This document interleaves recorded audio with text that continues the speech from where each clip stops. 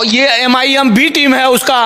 उस बार जो चुनाव आया था, उस बार जो चुनाव आया था उसमें जो हम लोगों ने जिताया था, हम लोग बहुत गुमराह हो गए कि उनको NRC दे करके उनके अब्बा ने, MIM के अब्बा बीजेपी ने NRC दे करके घर घर। आप मायावती पे सवाल नहीं उठाते, आप समाजवादी पे सवाल नहीं उठाते, आप शिवसेना पे सवाल नहीं उठाते, लेकिन जब जब असदुद्दीन ओवैसी के नंबर आता है तो उनके ऊपर आप सवाल खड़े करते हैं। हाय, आदाब, सलाम, नमस्कार, सत श्री अकाल। मैं रोशन कुशवाहा और आप देख रहे हैं times of Sitamarhi. Times of Sitamarhi में आपका स्वागत है।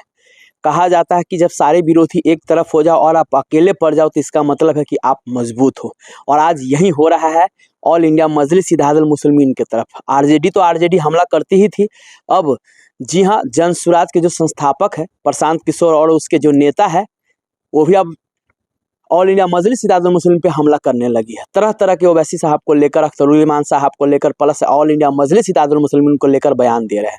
जी, मैं बात करूंगा आज अभी अमौर की चर्चा करूंगा, और अमौर से जैसा कि आप सभी को पता है कि जो अभी बिहार के प्रदेश अध्यक्ष ऑल इंडिया मजलिस इत्तेहादुल मुस्लिमीन के, जी हाँ, अख्तरुल ईमान साहब, वो अमौर के विधायक भी है वर्तमान में। अभी कुछ दिन पहले ही प्रशांत किशोर की मीटिंग हुई थी अमौर में, और वहाँ के जो अभी हाल ही फिलहाल में जो जन सुराज में जुड़े हैं वो अभी नए नवेले, और वो ओवैसी साहब के बारे में, ऑल इंडिया मजलिस इत्तेहादुल मुस्लिमीन के बारे में क्या कह रहे हैं, अब सुनिए उनकी ही बात। कहा जा रहा है कि ये महोदय जो है वो वर्तमान में अभी जिला पार्षद है, अभी नए नवेले जन सुराज में शामिल हुआ है, और लगातार अख्तरुल ईमान ओवैसी साहब को लेकर, प्लस MM को लेकर अनाप शनाप बोलते रहते हैं। यादव से लेकर प्रशांत किशोर, राहुल गांधी से लेकर सबको पता है कि जिस तरह से सीमांचल में मजबूत है ऑल इंडिया मजलिस इत्तेहादुल मुस्लिमीन, उसको उखाड़ फेंकना नामुमकिन है।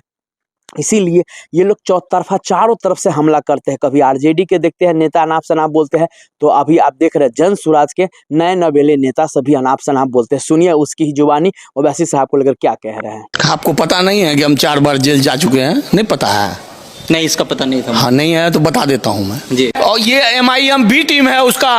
उस बार जो चुनाव आया था, उस बार जो चुनाव आया था उसमें जो हम लोगों ने जिताया था, हम लोग बहुत गुमराह हो गए कि उनको NRC दे करके उनके अब्बा ने, MIM के अब्बा बीजेपी ने NRC दे करके घर घर में हम लोगों को घर घुराया गया, और घर घर में लोगों से वोट लिया गया। जब जीत गए तो ब्लॉक में जाके 20-20 हजार में मोटेशन हो रहा है, और इंसाफ के लिए 30-30 हजार रुपया खर्चा किया जा रहा है, और हॉस्पिटलों में जो है डिलीवरी होने के लिए आप देखिए जाकर के कि 4,000, 5,000, 10,000 जब तक नहीं दे रहा है तो डिलीवरी नहीं हो रहा है। ये मोटेशन के नाम पर, वंशावली के नाम पर, जगह जगह जो है जमीन का शुद्धिकरण करने के नाम पर, और उसके बाद जो है ये सर्वे के नाम पर आप जो 5,000, 10,000, 20,000, 50,000 जो वसूली हो रहा है, इसको आखिर इसका जिम्मेदार कौन है और कौन रोकेगा और कब रोकेगा?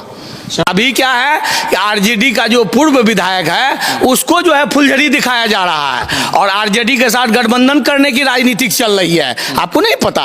बहुत जल्दी पता चल जाएगा। यहाँ जो विधायक है वो तो बिल्कुल ही कुछ नहीं बोल रहा है, वो मस्जिद में जाकर के वो अपना जो है वो माफी करा रहा है कि हम जितना घूस खाए हैं हमको कौन माफ कराएगा। आप देख लीजिएगा 243 सीट है, 243 के 243 सीट अगर नहीं आया तब तो बताइएगा। पहुंच चुका है, आपको अंदाजा नहीं है। आपको वो अंदाजा नहीं है कि गांव की जो है ना घास काटने वाली वो भी कमर में मोबाइल लगती है। आपको नहीं अंदाजा है? नहीं है? बोलिए, बता देंगे हम। क्योंकि हमको अब जनता के सिवा कुछ नहीं दिखता है, क्योंकि मेरी जनता गुमराह हो चुकी है। नौजवान जो है नशे में चूर है, लोग जो है बेरोजगार है। पर एक गरीब आदमी को मर्डर कर दिया था, उसको आवेदन लेके गए थाना, तो हम पर उल्टा केस करके जेल भिजवा दिया। वो आदमी जिसके घर में रोटी खाने के लिए नहीं है, वो आदमी का सूट बूट और रोज गाड़ी जो बदल रहा है, आखिर ये पैसा कहाँ से आ रहा है? ये क्या सवाल नहीं है? सो आपने देखा, जो आते हैं वो मुंह उठा के ओवैसी साहब को ही बस लोल मारते। आखिर क्यों, क्या? इसका मतलब साफ है कि कहीं ना कहीं भैया ऑल इंडिया मजलिस इत्तेहादुल मुस्लिमीन वाकई में सीमांचल में अच्छा काम किया है, और इस बार अच्छा प्रदर्शन करने जा रही है। इसीलिए तो सबकी निगाहें ऑल इंडिया मजलिस इत्तेहादुल मुस्लिमीन पर है, और सब जो टारगेट करता है किसी को तो वो है ऑल इंडिया मजलिस इत्तेहादुल मुस्लिमीन। नहीं तो क्या कारण है? और भी तो पार्टी है, बीजेपी है, JDU है, उस पर क्यों नहीं टारगेट किया जाता है? क्योंकि वो जानते हैं कि भैया हमारा कोई अगर दुश्मन है तो वो ऑल इंडिया मजलिस इत्तेहादुल मुस्लिमीन है, वो बीजेपी और JDU थोड़ी है। क्योंकि चोर चोर मौसेरे भाई, सबको पता है ये कांग्रेस, जन सुराज, आरजेडी, बीजेपी सब मिली भगत है। जैसा कि एक अभी हाल ही में एक आम आदमी पार्टी के नेता ने बयान दिया था दिल्ली में कि कांग्रेस और बीजेपी का साठगांठ था। तो इससे समझिए, आप समझने की जरूरत है बस। जी हाँ, अगर अभी नहीं समझे तो फिर क्या होगा। और जिस तरह से जो ये महोदय साहब ने ओवैसी साहब को लेकर बोला है, उसका काउंटर जवाब देखिए ये अंकल ओवैसी साहब को लेकर क्या कह रहे हैं, और बिल्कुल उनका कहना बिल्कुल सैल्यूट करता है। जी हाँ, सुनिए। मायावती अगर दलितों के एरिया में अपने कैंडिडेट खड़े करके अपनी पार्टी की शुरुआत कर सकती है, तो एमआईएम अपने कैंडिडेटों को मुस्लिम इलाकों में खाली खड़े करके क्यों अपनी शुरुआत नहीं कर सकती? आप मायावती पे सवाल नहीं उठाते, आप समाजवादी पे सवाल नहीं उठाते, आप शिवसेना पे सवाल नहीं उठाते, लेकिन जब जब असदुद्दीन ओवैसी के नंबर आता है तो उनके ऊपर आप सवाल खड़े करते हैं, आप उन्हें भारतीय जनता पार्टी का एजेंट करते हैं। वाहिद मर्द मुजाहिद आज की डेट में हिंदुस्तान की तारीख में पार्लियामेंट के अंदर खड़े होकर मुसलमानों की आवाज को बुलंद करता है और पार्लियामेंट के अंदर 3 तलाक के ऊपर बिल फाड़कर संसद के पटल पर फेंक के मारता है।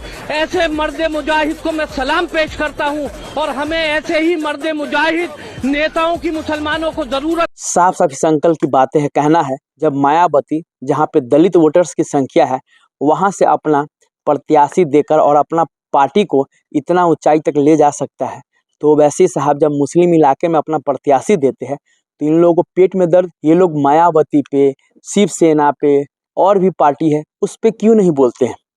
ये ओवैसी साहब को ही टारगेट क्यों करते हैं? इससे आप समझ आइए, क्योंकि जितने जो मुस्लिम वोट से जीते खाते पीते हैं उनका रोजी रोटी चलता है। आरजेडी हो, कांग्रेस हो, वाम दल हो, चाहे जो भी हो, अखिलेश यादव हो, इस सब को दर्द है कि कहीं ओवैसी साहब अगर छा गए, आ गए, तो फिर वापस कभी भी मुसलमान इन लोगों के पार्टी में नहीं शामिल होने वाले हैं। और फिर इन लोगों का पार्टी का क्या होगा वो ऊपर वाला ही मालिक है। यही डर जो है इन लोगों को सताया जा रहा है। यूपी में अखिलेश यादव को सताता है तो बिहार में आरजेडी को सताता है, कांग्रेस को सताता है। तो ये सारी बातें हैं।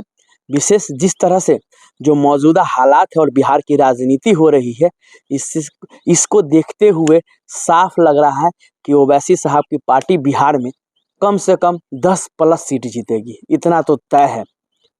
क्योंकि सारे विरोधी जब एक हो रहा है और एक सुर में बोल रहा है, इसका मतलब है कि राजा स्ट्रांग है, कहीं ना कहीं राजा की मेहनत में कोई कमी नहीं है। विशेष आप लोगों को क्या कहना है? जिस तरह से आपने देखा ये जन स्वराज के नेता अनाप शनाप बोले, उसको लेकर आप लोगों का क्या कहना है? सो प्लीज आप लोग कमेंट करके जरूर बताएं। तब तक के लिए बाय बाय, टेक केयर, देखते रहिए टाइम्स ऑफ सीतामढ़ी।